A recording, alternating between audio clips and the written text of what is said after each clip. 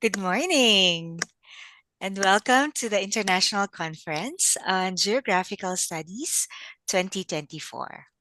The theme of this year's conference is Situated in Practice Geography, Praxis, Mapping, and Doing. My name is Kathy Ilustre, a member of the Philippine Geographical Society Board of Trustees, and I will be the host for the opening ceremonies of this year's ICGS. At the start of this conference, we would like to convey the warmest of welcome and express our sincerest appreciation to our conference attendees through a series of welcome messages from the organizers and partners. The PGS has worked in close collaboration with the UP Department of Geography in organizing the ICGS. To give a welcome message, I would like to introduce the chair of the UP Department of Geography, Dr. Christian Carlo Sagin. Right. Good morning, everyone. The Department of Geography is once again proud to co-sponsor the International Conference on Geographic Studies in 2024, along with the Philippine Geographical Society. This year's theme, Situated in Practice, Geography, Practice, Mapping, and Doing, highlights the discipline's focus on the multiple ways of producing geographic knowledge and the possible spaces that welcome diverse interventions and perspectives in the practice of doing geography. So the department has long advocated for building community engagement and partnerships through its teaching, research, and extension activities.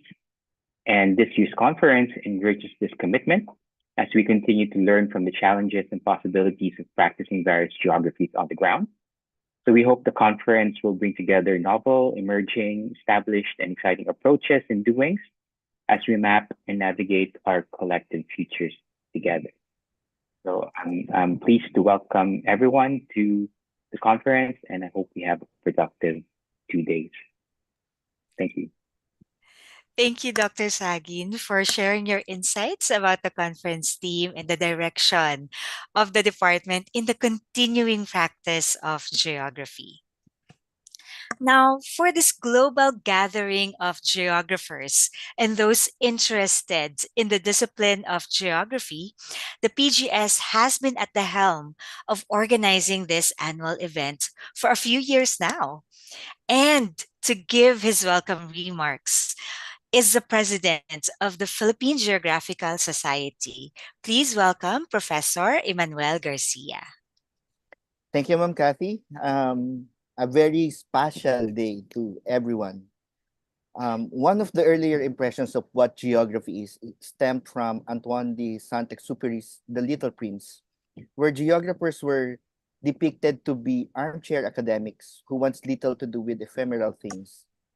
This portrayal is among the multitude of perspective geography was thought of to be, including the common notions and misconceptions of what geographers do. Much has changed since, although we still have to clarify what is it really that geographers really do. And this is what ICGS 2024 aims to showcase this year. The locus of this event is to highlight the multiple ways geography is being practiced today. I am happy to highlight that ICGS 2024 is composed of a wide-ranging thematic discussion covered in one keynote session, 2 plenary discussions, 19 parallel sessions, and about 58 research presentations. Of course, the annual assembly of the Philippine Geographical Society caps this annual conference. This would not be possible had it not been for the shared and coordinated efforts of the ICGS 2024 Ad Hoc Committee, the 2024 PGS Board of Trustees, the UP Department of Geography, Social Sciences and Philosophy Research Foundation, the Philippine Social Science Council, Junior Philippine Geographical Society UP Diliman, the student volunteers, and to everyone who came together to ensure the success of ICGS 2024.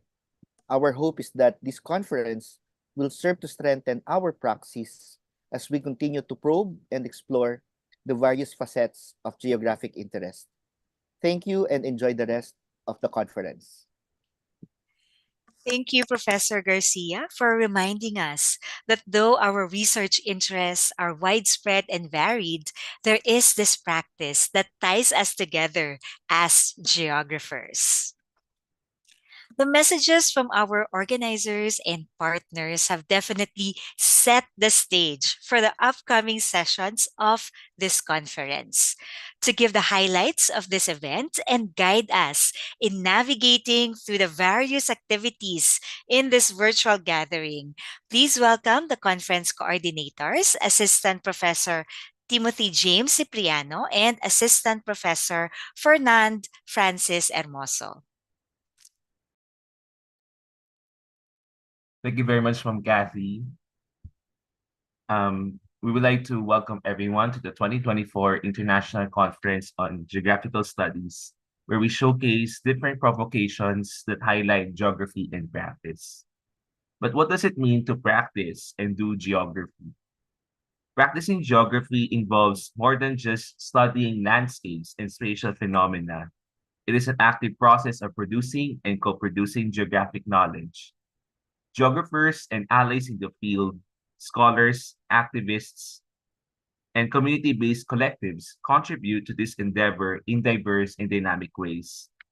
As Eric Shepard reminds us, practicing geography calls for critical reflection. We must, quote, work harder to allow the voices of others to be heard and to recognize the consequences of our practices for our moral community, close quote. It emphasizes inclusivity and ethical responsibility, highlighting the transformative potential of geographic practice in addressing everyday challenges across scales. This year's iteration of ICGS highlights the dynamic practice of geography across diverse spaces, places, and scales. The conference brings together paper presentations, panel sessions, and innovative formats that showcase how geography is being practiced in various contexts, from unraveling the complex entanglements of institutional power that perpetuate and sustain violent spaces, to creating grassroots cartographies that amplify communities' demands for the right to shape urban spaces and resist development aggression, engaging in reflective geographical pedagogies, and even in pushing for initiatives towards sustainable development. As conveners at this conference, we are thrilled to hear your thought-provoking insights and narratives on geography-informed practices across research, pedagogy, community engagement, and advocacy. Your contributions truly embody geography in action, reflecting the theme of this conference. My co-convener, Assistant Professor Fernand Francis Hermoso, will walk us through on the activities we have prepared for this year's ICGS. Thank you so much, Assistant Professor Timothy Cipriano. Good morning again to everyone. Again, to make the most out of our ICGS experience this year, there are a few things that I wish to walk you through. First, we have our house rules. Please be reminded to keep your microphones on mute during the session to avoid unnecessary background noise. Our plenary session will be simultaneously streamed on the UP Department of Geography YouTube channel. Whether it's the plenary or the panel sessions you are attending, we would like to encourage everyone to participate in our discussions by typing in your questions, comments, or reactions in our Zoom chat box. These will be read by our moderators during the open forum.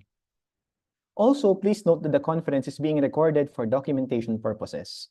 You may also visit the YouTube channel of the Department of Geography if you want to watch the recordings of this year's ICGS. Please take note that whenever you get disconnected from the main session, you can always rejoin using the same link provided to you by our secretariat. Now, let's proceed to our program. This year's ICGS will be a two-day conference that includes 1 keynote and 2 plenary sessions with 6 parallel panel sessions. The plenary sessions will be streamed via the UP Department of Geography YouTube channel together with our keynote, while our panel sessions will be recorded for documentation purposes. Regarding the panel sessions, we will be using the breakout rooms here in Zoom. You may choose which session you wish to attend by joining the breakout rooms.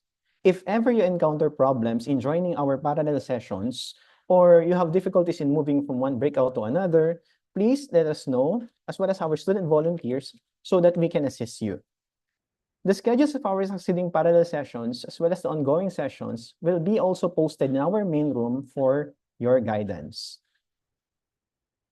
We now go to our PGS General Assembly. One of the highlights of the second day of ICGS this year is the General Assembly of the Philippine Geographical Society, which will happen tomorrow, Saturday, November 16th, from 4 to 5 in the afternoon. During the assembly, the 2025 Board of Trustees will be elected. As such, we are encouraging all members in good standing to attend our General Assembly and participate. Members in good standing are those who have submitted their membership forms and have paid the membership fee.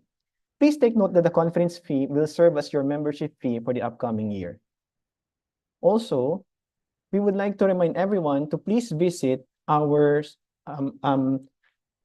microsite using the QR code that you see here on our screen. You may choose to scan that so that you may see all our updates regarding ICGS 2024. And with that, on behalf of the Philippine Geographical Society, I would like to express our sincerest gratitude for the support that you have given us. Thank you, and may we all have a fruitful two-day conference for this year's ICGS. Thank you, Assistant Professor Cipriano and Hermoso, for sharing how we can make the most of our experience in attending and participating in this conference. And that concludes the opening ceremonies of the International Conference on Geographical Studies 2024. The next part of the program is the keynote presentation. And I would like to introduce the moderator for the next session. She is a faculty member of the UP Department of Geography. Please welcome Dr. Yanni Lopez. Thank you so much, Kathy. Good morning, everyone. So welcome to the Day 1 keynote presentation of the International Conference in Geographical Studies 2024 with the theme Situated in Practice, Geography Praxis, Mapping and Doing.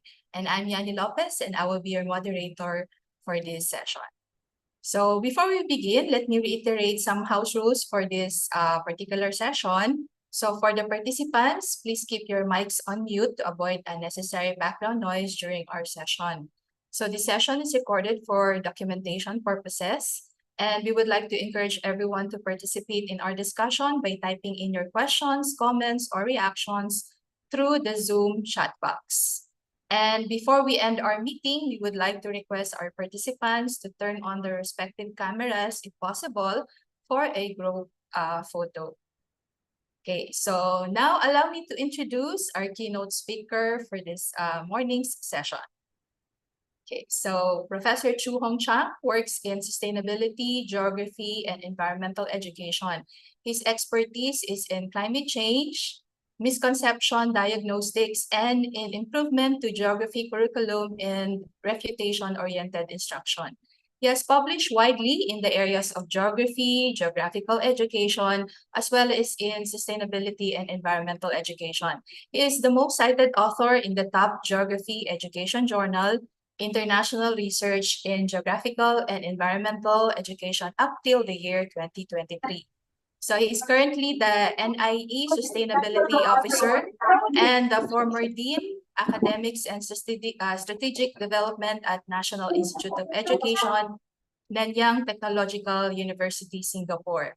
He was also an elected senator serving as the chairperson to the Senate Committee on Education from 2020 till 2022 and co-chair to the Senate Steering Committee 2021 till 2022. He has been an adjunct professor of East China Normal University, Shanghai since 2017, and he was also a visiting scholar with the University College London Institute of Education in 2015. So Professor Chang is the president of the Southeast Asian Geography Association. So in addition to being the co-editor of the International Research in Geographical and Environmental Education, and is the international editor of the Review in Geographical Education Online for the Asia and Oceania region. So to present his paper on sustainability and geography in praxis, education to develop students' knowing, being, and doing, join me in welcoming Professor Chu Hong Chang. Thank you so much, Yanni. it's a pleasure to be able to join you here today, and it's also an honor. So first of all, I'd like to thank the organizers for inviting me. I think it's a great honor. Before that, though, I'd like to send my well wishes to everyone affected by the current storms. I hope everyone is safe and well.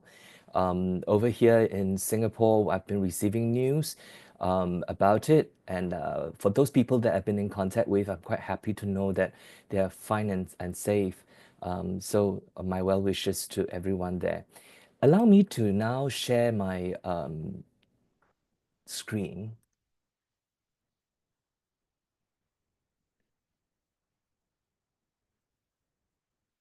I think I can only share my entire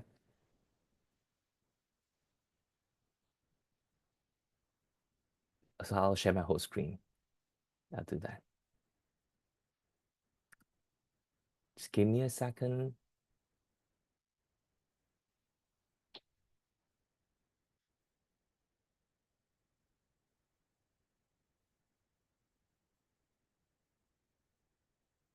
Okay, I don't seem to be able to share my screen. Just give me a second again. I think we can do it now. Are you able to see my screen? Just give me an indication. Okay, wonderful. So I'm going to do this now. Yes. And so that you won't see multiple things happening. All right, this is as far as can pull everything away. Okay, here we go. So today's talk is about sustainability and geography in praxis.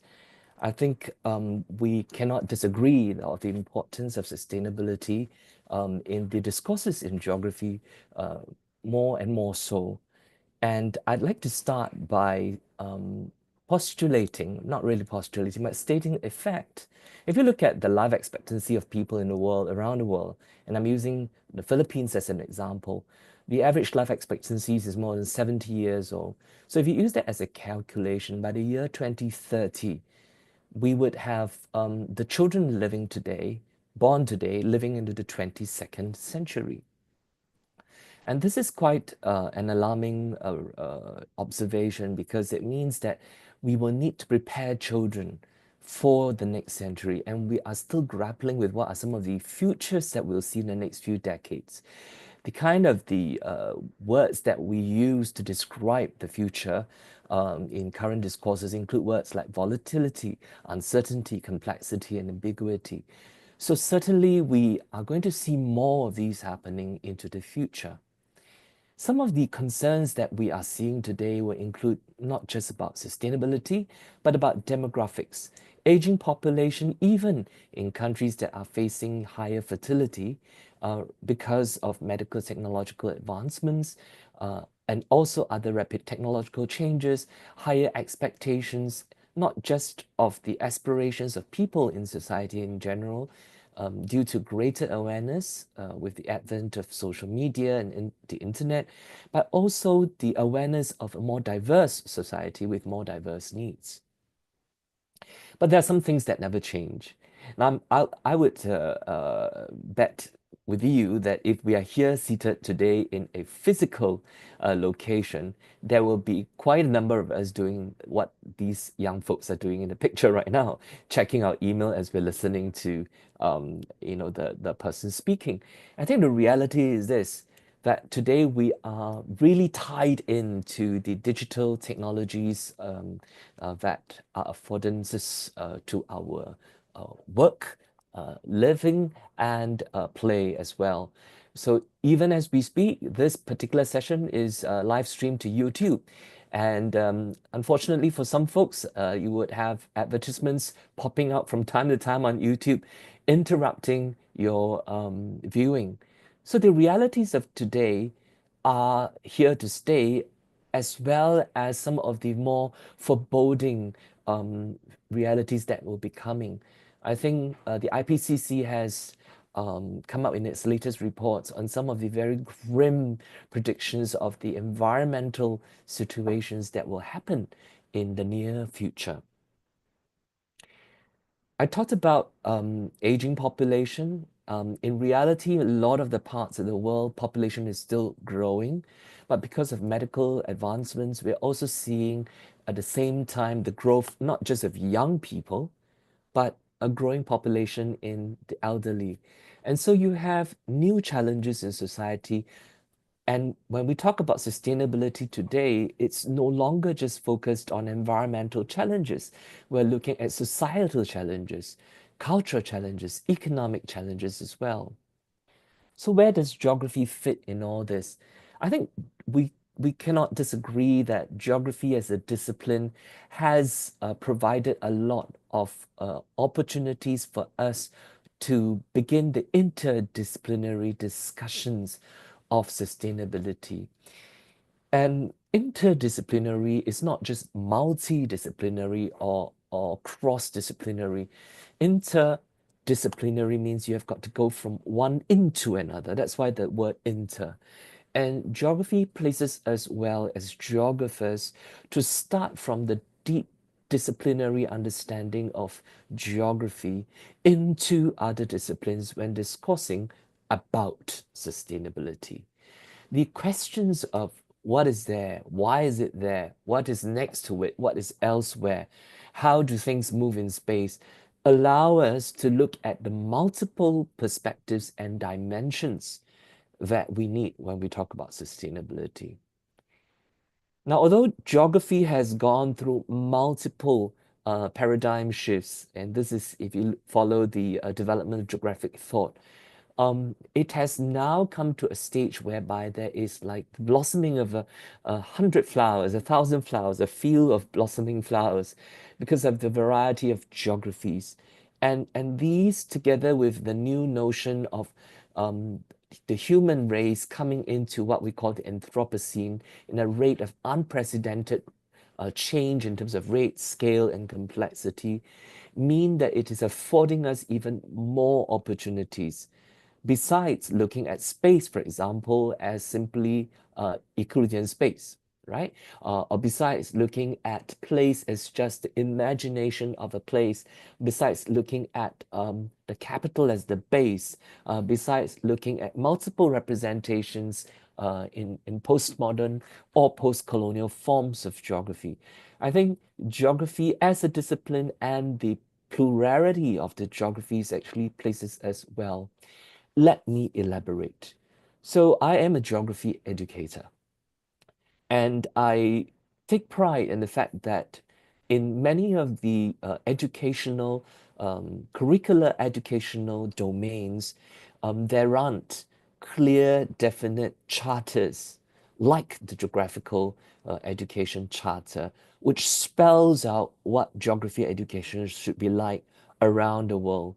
So the International Geographical Union Commission on Geographical Education has produced a charter on geographical education, an international charter from as early as 1992. And it spells out not just what the purposes of geographical education are, what it can do, including what it should be. And in 2016, we had a revision of this, and it tells us in unequivocal terms how geography will allow us to engage issues in sustainability. So here I quote, geography is a vital subject that teaches us about how interconnected the world is.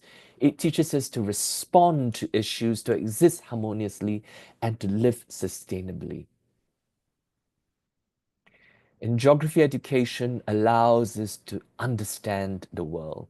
Well, it's a very tall order for us geography educators to try and achieve this, but it's also highly aspirational.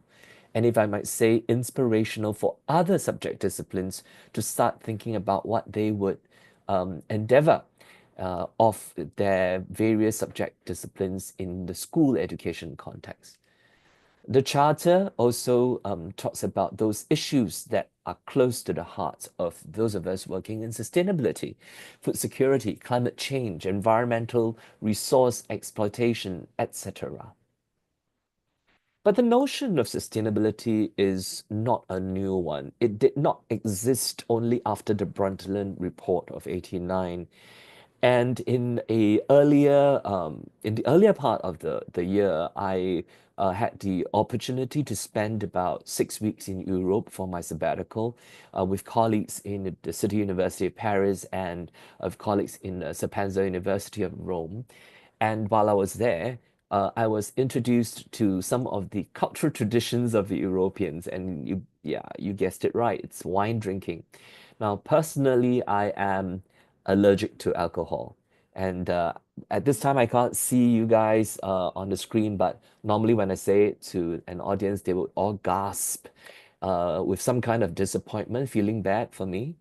So if you could just give me an indication on the screen, give me some thumbs up to say that that would be a sad thing that I can't drink wine, that would be helpful.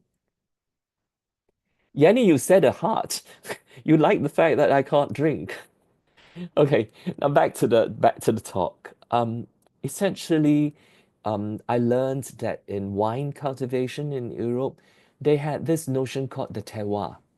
And so, in as far as terroir is concerned, when they grow the grapes, they not just look at the variety of grapes they grow, whether it is suited for a climate, including the microclimate, whether it's a south-facing slope, north-facing slope, the terrain, the soil type, whether it's sandy, clayey, loamy, and so forth. But culture plays an important part in the notion of terroir. It's about tradition. It's about the way they make their wine and how they deal with the process.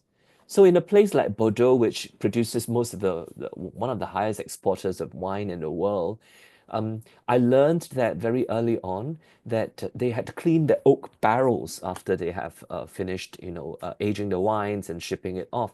And the traditional technique to do that was to only clean them with egg whites. So they coated the insides of the oak barrels with egg white, and then when it's done, they would then clean it out and pull out all the residuals. The sustainability question would be, what do they do with the egg yolks? And interestingly, I've learned that from an early time, they have then got the nuns from the convent coming, collecting these egg yolks and creating one of the most famous delicacies in the part of France called cannellis. And it's then become part of the food supply of the local population. So sustainability as a concept is not new. It's something that has been in traditional understanding for a long time, way before the Rio Declaration, way before Agenda 21. But the words sustainable development came only quite recently, right? In the last few decades. But of course, that declaration was useful because it rallied the world together to think about this better. And of course, the key principles are how do we ensure we have development that can be sustained, that will allow us to have enough resources for our future generations. Now, many of us, when we think about raising the future generation, we think about providing them with good education so they have social mobility. And some of us even think about how do we perhaps, save up not only for their education, but perhaps even for a small little inheritance to pass on to our children. The point here is about legacy. If we think about the legacy we want to leave our future generation, it's not legacy about social mobility and money and so forth, because that's just developmental legacy. We want them to have sustainability, longer term sustainability. We should think about leaving them the legacy of the natural environment, of the cultural heritage that they have. And so in sustainable development, it's no longer just about the environmental, biological aspect, but also in terms of the social and the economic aspects. And we know this very well. The place of geography education and the place of geography cannot be understated in this. It's about intergeneration equity. It's about developing so that we can carry this forward. So question is, are we getting closer? More than 20, 30 years of discourses on sustainability. Because you remember that I started this talk by saying that we're going to have children who are going to live into the 22nd century. And if you think about legacy, you think about intergenerational development, Then the question is, how far along are we? We've spent a lot of money, we've spent a lot of political efforts, a lot of our, even our own emotional efforts as people on this earth talking about this. Are we getting closer towards the UN SDGs? Well, the 17 goals were developed and adopted in 2015 as a way to help us measure how far we're getting along in terms of the goals. So earlier this semester in my courses in sustainability, I thought I would rile things up a little bit. So I set them a discussion topic. And the question was, are the UN SDGs doomed to fail? So of course, everyone coming to the class say, oh dear, if it's doomed to fail, why are we even studying about it in the first place? So nonetheless, the class had a very, very good discussion because we, of course, started with the principles of sustainability. We talked about the various discourses. We brought in examples. And all my students ended up quite optimistic about it. And I'll share a little bit about this in a while. So the 17 goals, very familiar to all of us. We should be able to rattle off all 17 goals. No, I'm kidding. I can't even do that. I've got to refer to the various goals and the various sub-targets from time to time because there are quite a lot to achieve.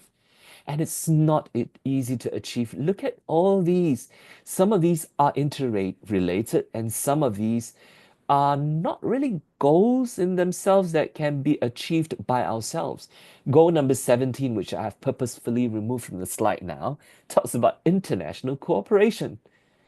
And how are we going to do it as an individual? So sometimes, our students can't help but ask the question of what can I do about it? Feeling pessimistic. Well, I work a lot on climate change misconceptions. So a lot of my talk later will focus on these two key goals as illustrations of, how we're going to use geography in practice to help us with sustainability. I started thinking more about this because I was invited to one of the technical consultation sessions back in 2017.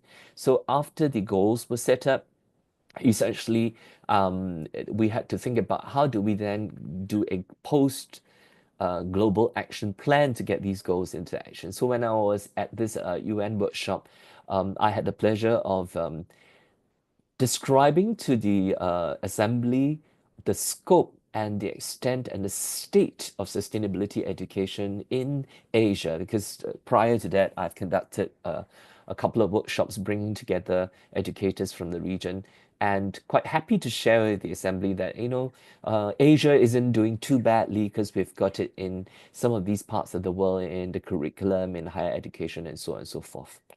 But one thing that struck me walking away from that talk, that particular assembly, sorry, was that while all the member countries represented there are keen to push the agenda forward, there was some degree of reservation.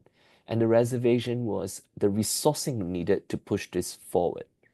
And quite a lot of these attendees, some of them were like state level ministers from countries in the African continent, for example.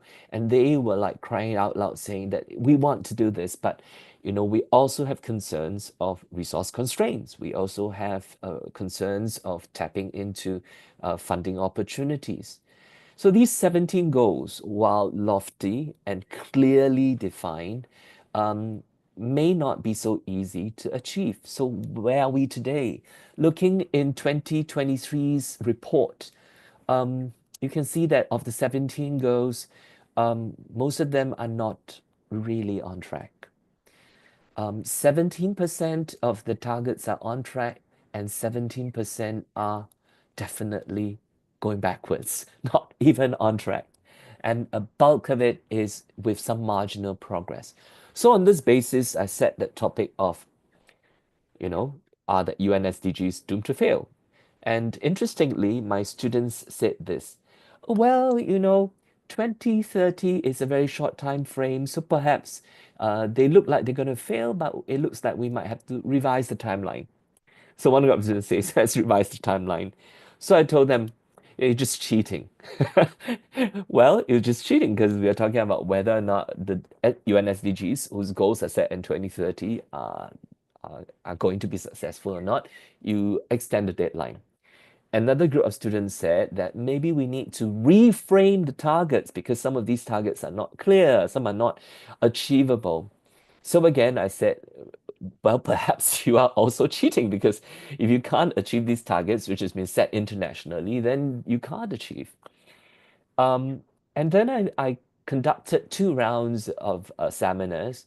I got my students to talk to students in France and students in China in a cross contextual discussion. I wouldn't mention which group is which. One group was actually very pessimistic and say, yeah, you're right, we're going to fail. And that's because of the colonial imperialistic thinking of imposing these targets on the rest of the world. And the rest of the world may not be able to achieve these targets because they've been, set by these Western discourses. Of course, post-colonial scholars are going to be like saying yes about this. And another group said that, well, let's look at it objectively and say that there are some that would come to pass and some that would be achieved. So, given all these differences, I think the final conclusion that the two groups, as well as my students, got was that maybe it's not a question of is it doomed to fail? It's a question of how do we set it up for success. So they came to 2 key conclusions. First of which was that goals are meant to be hard to achieve because they're meant to stretch, they're meant to inspire, they're meant to inspire. So they would point you a little bit further than where you are supposed to go. If not, you would have reached your goals and that's it. That's the end of the road. It's a continuous and continual journey. So goals are meant to stretch. And of course, the second one is saying that, second point they have is, well, this is where we are at now. It is also serving as an alarm bell to the various governments to better press on the pedals and work on it faster. So I thought the 2 conclusions from the groups of students was very heartening. It shows us that despite the fact of where we are now, the world, as far as these young people in my class have articulated their aspirations for the UN SDGs, there is yet hope. Of course, these are the ways that it makes hope seem a little bit less, achievable because the targets are quite specific. I mentioned, I'm just showing you one of the examples for Goal 13.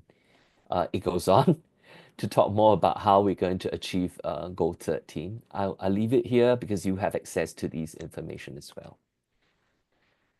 So to recap, I started the argument that because of higher life expectancy, we're going to see how these challenges today are going to lead us into the challenges of the 22nd century, and we need to be prepared for them. And I talked about hope when I talk about the UN SDGs and whether or not it's going to fail. And I think education is hope. John Dewey, a famous education scholar, talked about the purpose of education has always been the same, and that is to develop young people into the individuals who can contribute back to society. The Association for Supervision Curriculum Development in the United States, this is 57, that was 38, also said similarly, it's about developing people. At the center of education, it's people, and at the center of hope, it's also people. This purpose, again, restated in 91, talks about how we provide students with the ability to go beyond just work, play, right? To live the life meaningfully. So I referred to a more recent publication by Fernando Ramos from Harvard Graduate School of Education, talking about mission of us as educators. I think it's not just to survive. If we taught students today as we taught them yesterday about survival, then we are robbing them of tomorrow. In order for them to have a good tomorrow, a hopeful tomorrow, we need to develop, prepare them to succeed. And in this particular book called Empowering Students to Improve the World in 60 Lessons, Fernando Ramos referred explicitly to the 17 SDGs. Children have their voices. And very often in the way that we think about giving them hope and providing education is we tell them what they need to learn. And the problem with this is that we're going to get students to turn around telling you that what makes you think this is what we want to learn. So I think about climate change education quite a bit. Today, children have very polarized responses when you teach them about climate change. One group will tell you that, why are you telling me all these and teaching me all these? You want me to solve the problems that you adults have created? And then there's the other group that says, like, we believe that we have to do something because this is the world that we're going to inherit. We've got to make sure that we're going to solve this climate change problem. But our parents aren't listening. Our parents are wasting electricity. Our parents are using disposable materials. So the children's voices are not heard. And as far as a lot of the curriculum in sustainability is concerned, we are missing the key thing that we are talking about in this conference, and that's geography. Geography allows us to think about not just the human environment relationship, space, place, culture, time, and so on and so forth, but it is the togetherness of all these that makes it such an important discipline. I had a conversation yesterday with a master's student. She was seeking advice on whether or not to take on a PhD. And she came to me asking that she feels a little bit, diffident because she's never studied geography. She has worked in the sustainability industry. She had worked for a charity organization working in sustainability. Now she's studying a master's. She's thinking of doing a doctoral studies, but she feels a bit diffident. And she asked me, it seems to me that, geography is the subject through which you can teach and the solution to sustainability. What's my view? Now, of course, my inner answer would be yes, but I can't say it that way, lest I lead her down a rabbit hole, right? So I said that actually geography, many subjects can do that, but geography is in a unique position because we're able to link things together, relate things together, and it is the coordinating force in teaching about climate change. It gives us perspectives to hear our children's voices, to hear the government's voices, to hear society's voices.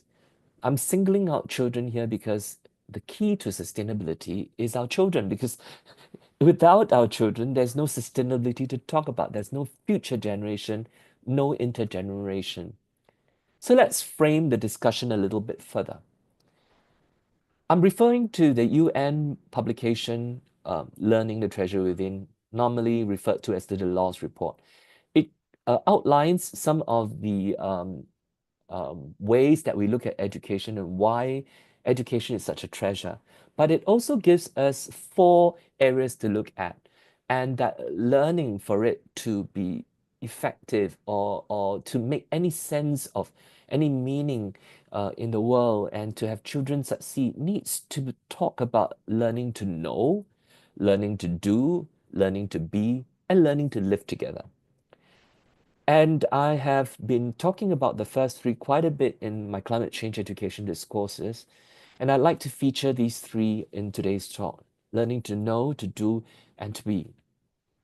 I think with these, we'll be able to encapsulate, be able to distill how geography in praxis, is a powerful way of teaching and learning about sustainability. And of course, I'll be using climate change education as an example.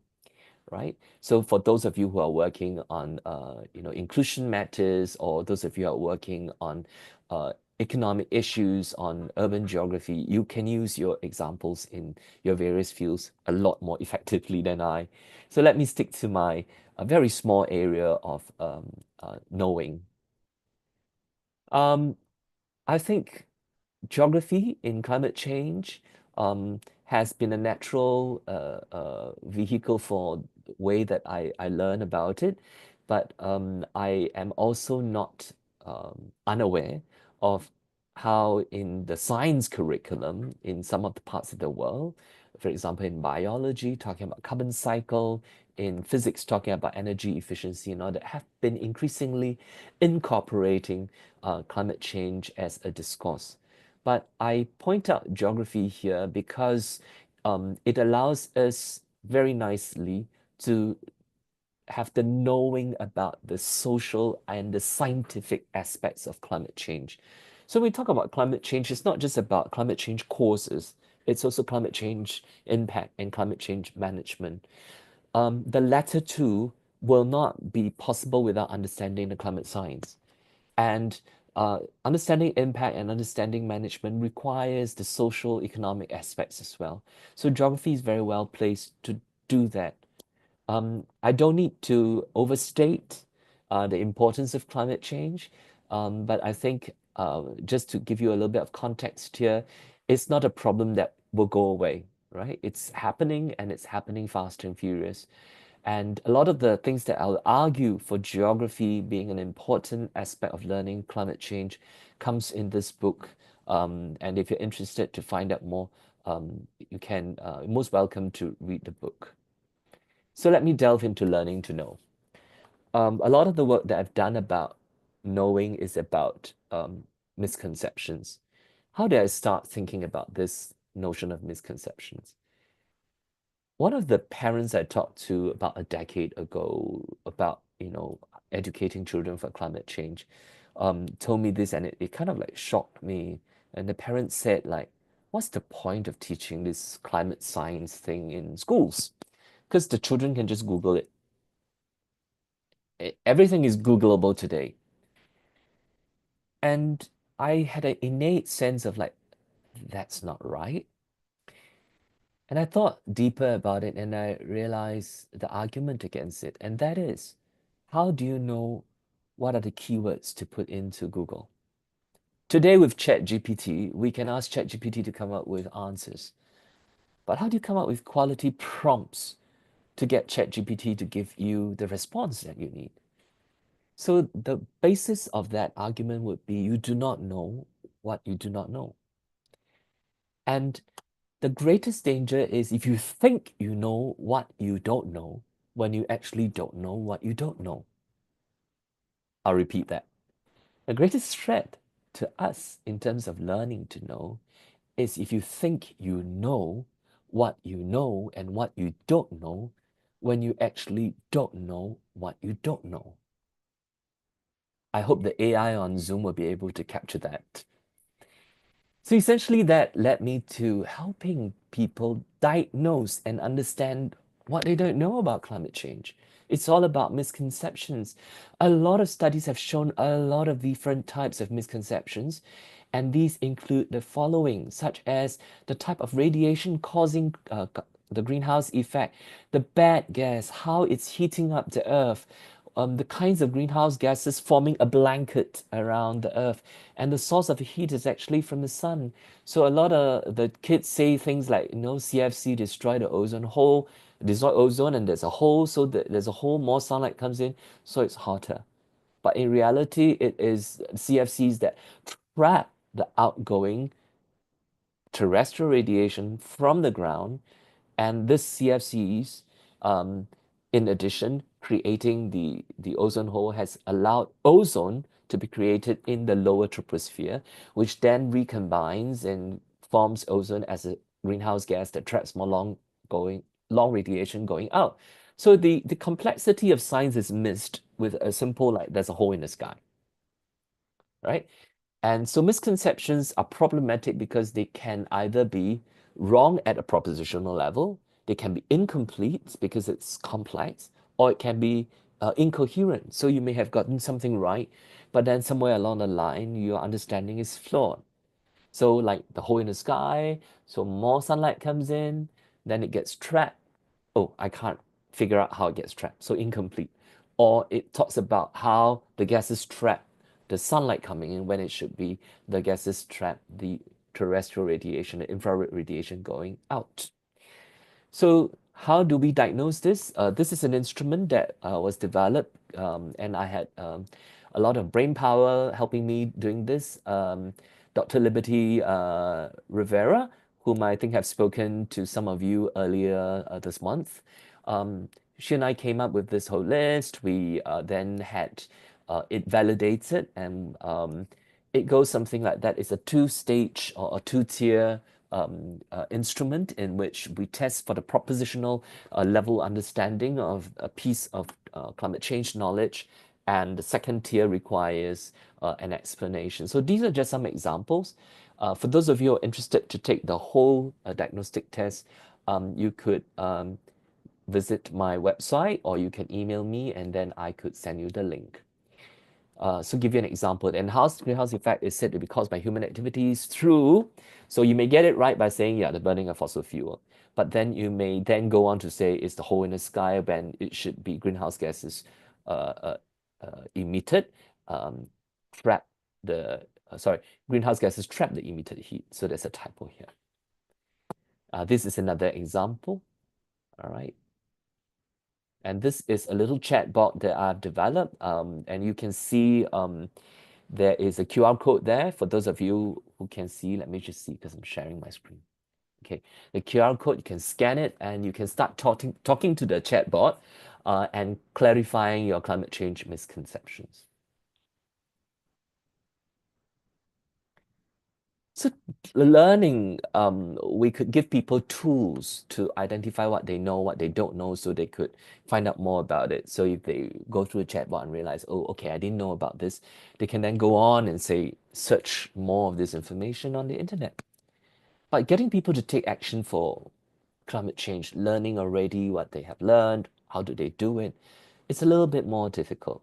And in another study that I did, I found that it could be as easy as getting people to realize that, it's got some benefits to their lives before they take action. Pedagogically speaking, a lot of learning to do has to be hands-on.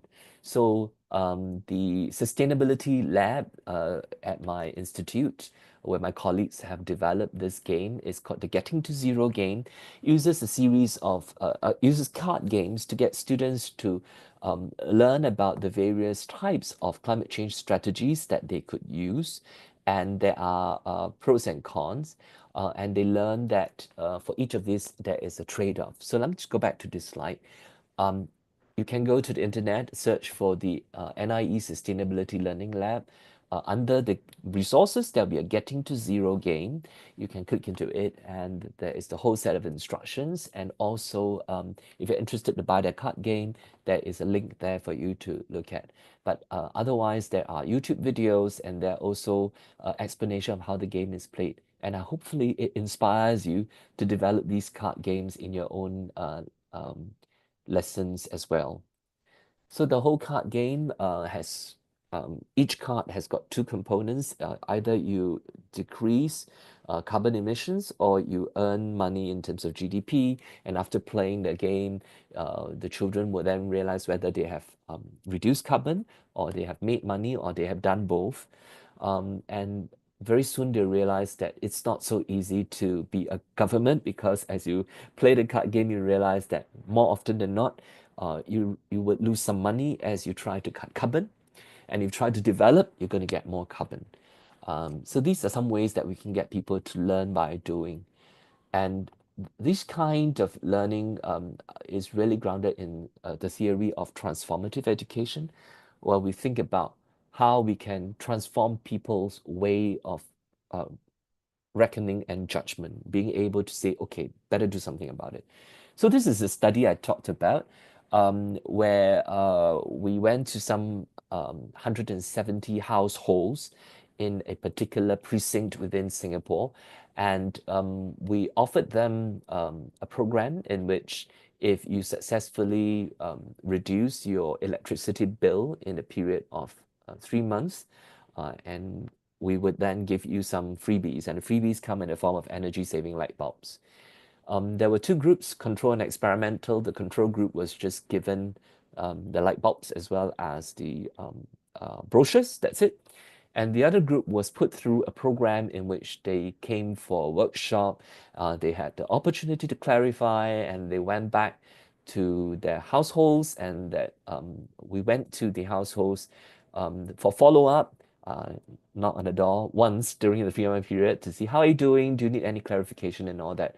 And obviously, minusing all the effects of us calling on the door and giving the freebies and all that, the other group also had a freebie. We found that there was a statistically significant difference in that they saved something like $5.60 Singapore dollars of electricity bill, and that translates to roughly about 28.7 kilowatt hour using the tariff price when the study was conducted. So when this was done, this was actually done as a PhD study with my PhD student. So I told him, why don't you do something bold and think about extrapolating this to the whole of the Singapore population. So he did this, which I say your $7 million saved per month has to be put with a huge caveat. But I thought that sharing with you, this would be more inspirational to know that actually people do change behavior if you give them sufficient impetus. Granted, it starts with extrinsic motivation, but I think habit forming has to start from somewhere. You can't just expect people to change overnight. You have to start somewhere. An interesting study perhaps would be to go back to the same households again now, a few years after, to see if they have continued this behavior. And we went beyond learning to do to find out about the learning to be. Have they changed in the way they think about their own climate action? And we found that they think that anyone can make a difference. And in fact, they definitely think that it's not too troublesome to do anything about climate action. The control group, on the other hand, however, felt that it is more tedious, even though they did nothing, absolutely nothing. But, they still thought that it was more, it would affect the quality of life, it would be inconvenient. So I think we can also think about programs that help people understand that if they learn, it's not just to know, but it's to do things, and it changes their attitudes and behavior as well. I talked about the alternative voices. At this point, I think we must remind ourselves that we have no alternate earth to go to. I talked about hope, education providing hope. A lot of our education curricula around the world, syllabuses, standards, and all that, unfortunately, are not written around hope. Geography curriculum in particular, if you go and look at geography curriculum in schools around the world, they always start with, we have to manage our environment. We have to conserve our living planet. There is no other Earth. We got to do something about it. That's starting from a deficit point, a negative starting point. And I think that we as educators must change the rhetoric. The discourse must focus on a positive, hopeful rhetoric. And that's about curriculum. Curriculum isn't just talking about what they need to learn in year 1, year 2, year 3, first semester, second semester, third semester. Curriculum refers to the overall experience of the child. Curriculum considers not just what has to be taught, what is crucial to be taught, but sometimes the good to teach might also be important, because they form what Eisner's curriculum theory calls the null curriculum. Imagine today with let's say there's a volcanic eruption in Indonesia. And volcanic eruption means it's so close to the heart of our students. And today you go into class and your topic is about rivers. As a geography teacher, it would be a missed opportunity not to even bring up what's happening in the rest of the world, It's not the rest of the world. It's in our neighborhood. And it's a topic that rings to our very close, very dear existence. As a geography teacher, the curriculum is where we can bring this back in. We don't just rely on what's in the scheme of work. We also use different ways of bringing that to life, different pedagogies. And in climate change education, you can see that a lot of these pedagogies that I have identified looking at a study that I did for 2020, 2021 actually. I looked at 5 different education journals on environmental education and geography education. In their articles on climate change education, you can see the number of these pedagogies tend to fall on what we call inquiry-based kinds of pedagogy. Either they're issues-based, hands-on projects, or they are problem-based kind of approaches.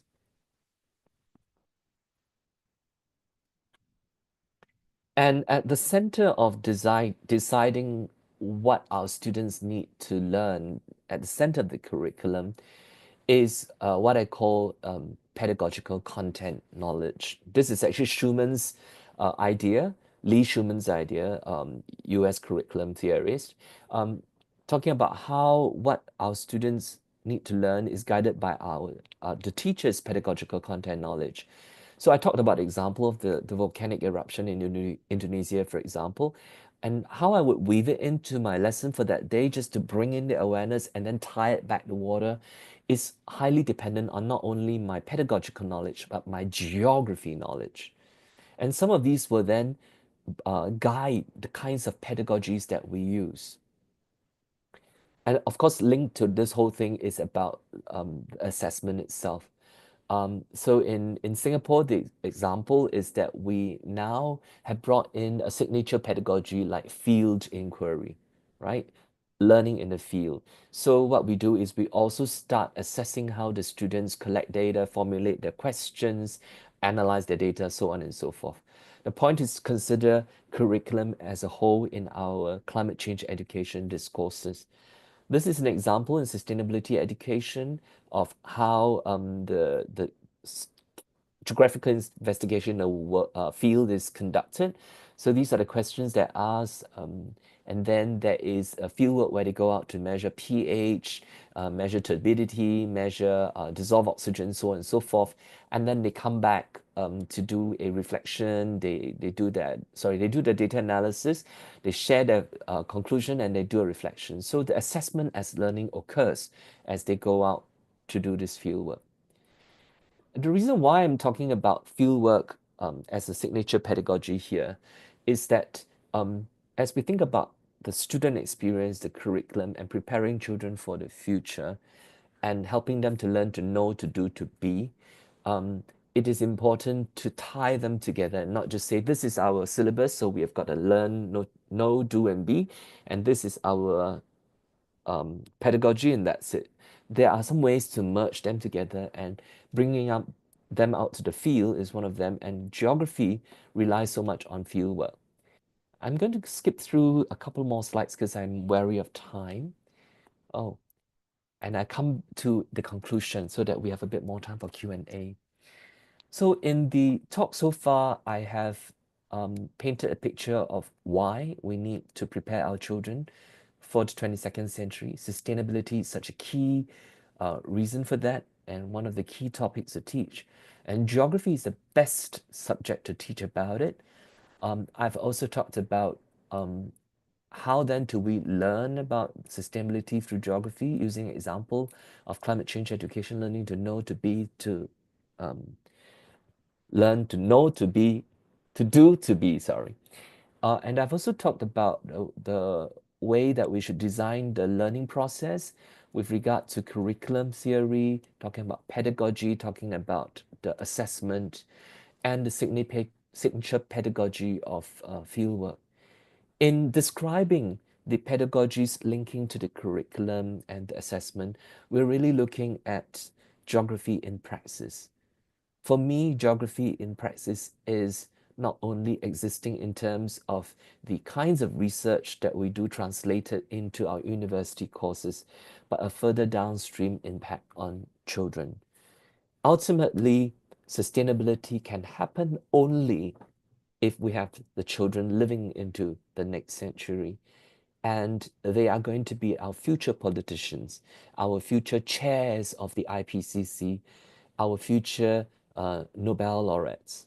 Today, we already see children like Greta Thunberg. She's no longer a child, but Greta Thunberg, who have come up to fight for climate action.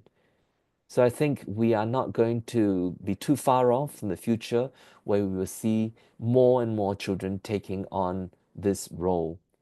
We as geographers, we as geography educators have so much to give in helping them, developing them, not only to survive into the 22nd century, but to succeed.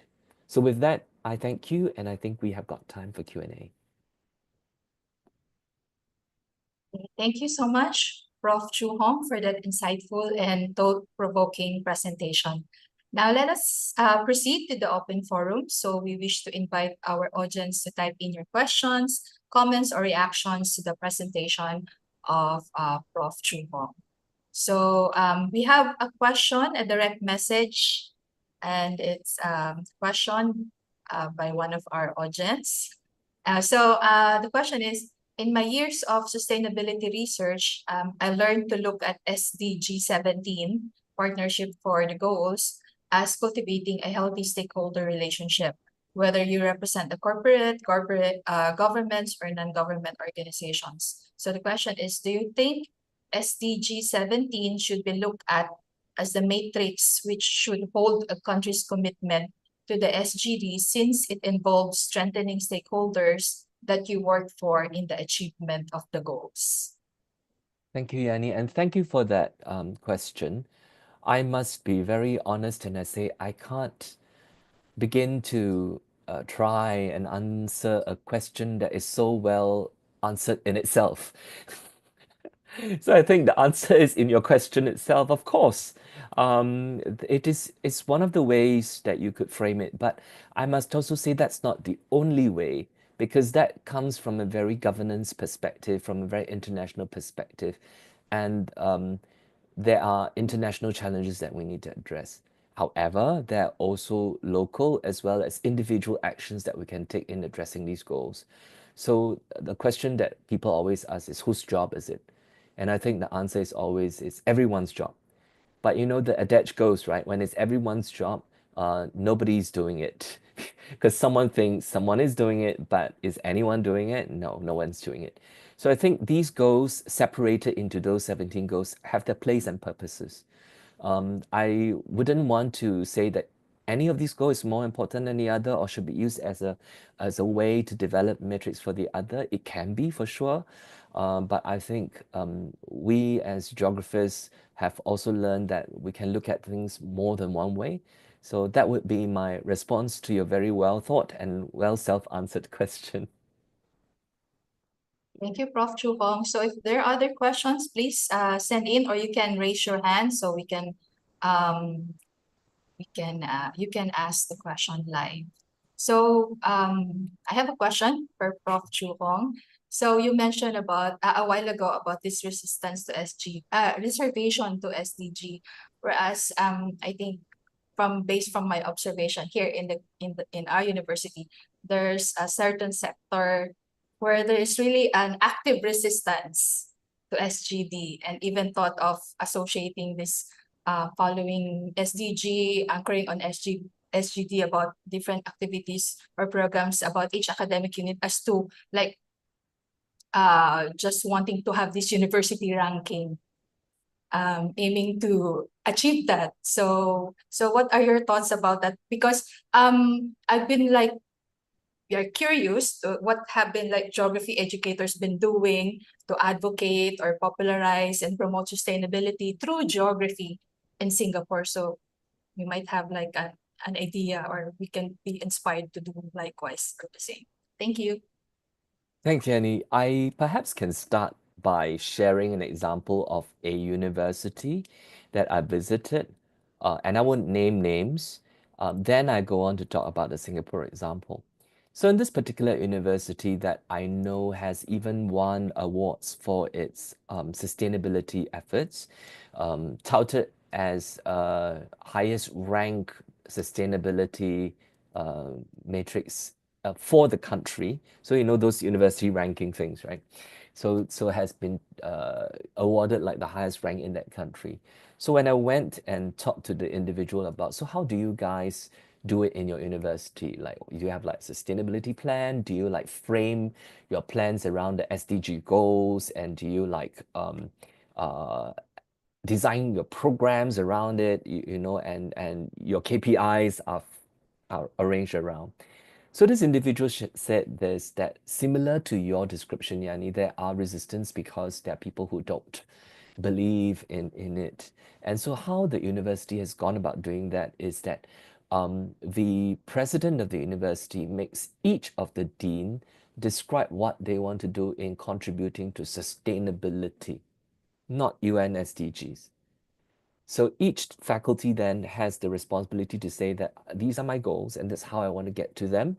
And the deans of the colleges or the faculty are then held responsible if they cannot meet their own goals.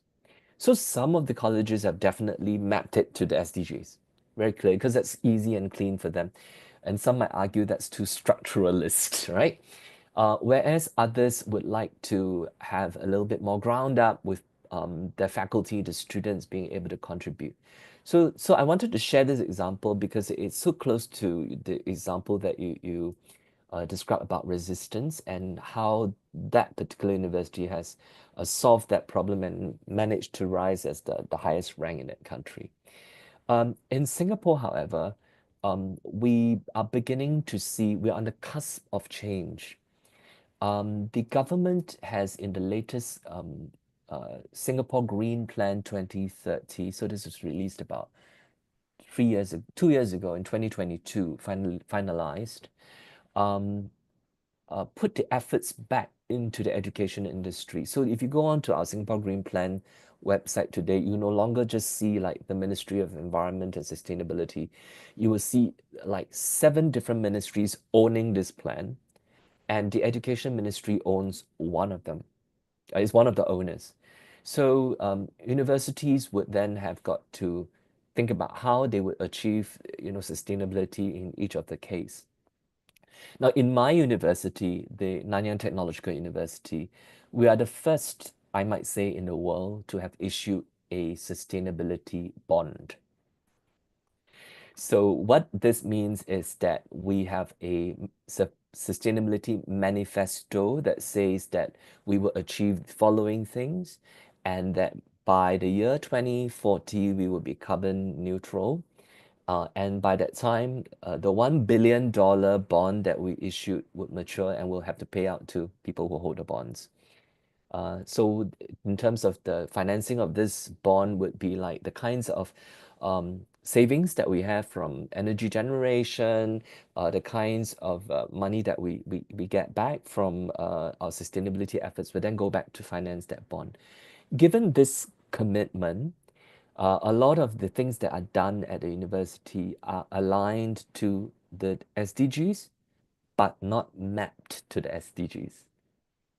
Okay, so Yani, I don't think the NTU say that this one is this SDG, this one is this SDG. Personally, I think that very structured approach may be useful for administration and bureaucracy, but because there are overlaps, and there are areas that cut across. Coming from a scholarly academic perspective, I think how keeping it broad and defining your own goals with reference to the SDGs might be better than mapping directly in the case of, at least in NTU. So I would just share that this is what's happening at my university. Perhaps that would give you some idea of how, UP could move ahead. Thank you. Thank you so much. So we have another question. So it's anonymous. So thank you for your insightful presentation, Prof. Chang. So how we can ensure that young learners from diverse backgrounds, especially from marginalized and underrepresented backgrounds, are equipped and included in sustainability conversations. So can you cite some strategies that can be incorporated in course pedagogies? Thank you. Thanks very much. I think that is a very powerful question. It shows the mindset that is required not only by the person that have asked the question, but all of us. When we talk about inclusion, it should not be just inclusion of children from marginalized society. It should be inclusion of everyone, right? Um, After all, we talk about the humankind, the human race. But let's start from something a little bit more scoped, and that would be talking about children from marginalized backgrounds. I start by citing the McKinsey report. The quality of any educational system cannot exceed the quality of its teachers. Teacher preparation remains a very key strategy in ensuring that we be able to give the best education to our children. Although my talk focused on putting the child at the center of the curriculum, they are the recipients of that curriculum. The key agency comes from the teacher because the teacher is the interface between the curriculum and the child in the classroom. When we prepare teachers, therefore, we must ensure one of the strategies to ensure that marginalized children get to that is that teachers are equipped with the knowledge as well as the pedagogies that could support children who are marginalized. And here by marginalized, it's rather broad. It could be from socioeconomic marginalization. It could also be physical as well as psychological or mental disabilities, right? So I think having teacher education that is able to respond to these aspects is one key strategy. The other strategy would be policies. I think education policies must be able to recognize that there are children of different learning needs. And I can cite the example in Singapore where if you look at 10 years ago and today, we definitely have come very far because in our classrooms today, we have children of diverse needs join the mainstream classroom because we want children with diverse needs to have as much exposure to the full range of learning as possible and not just keep them in special schools.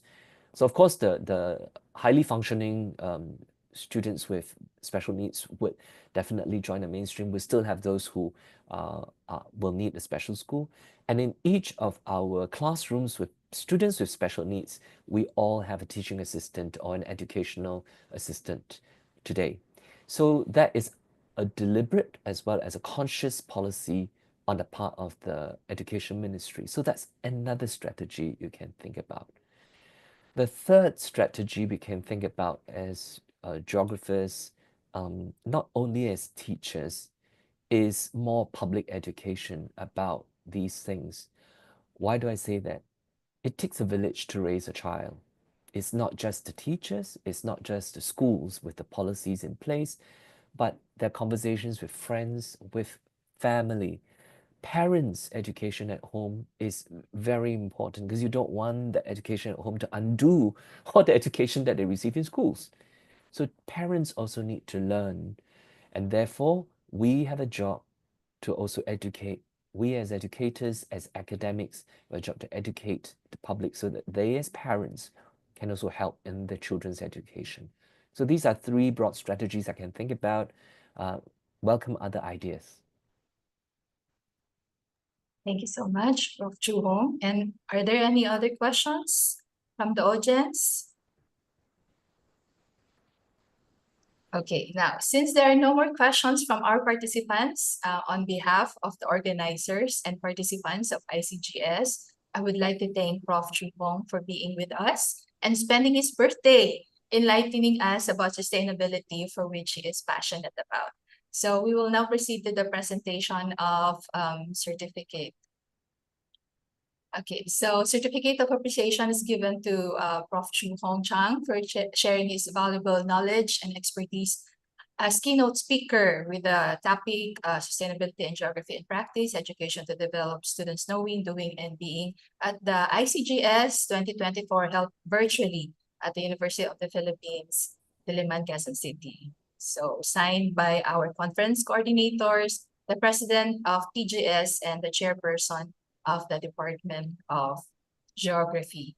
So please give Prof. Chu Hong a warm virtual applause by clicking the clapping or heart emoji here in Zoom.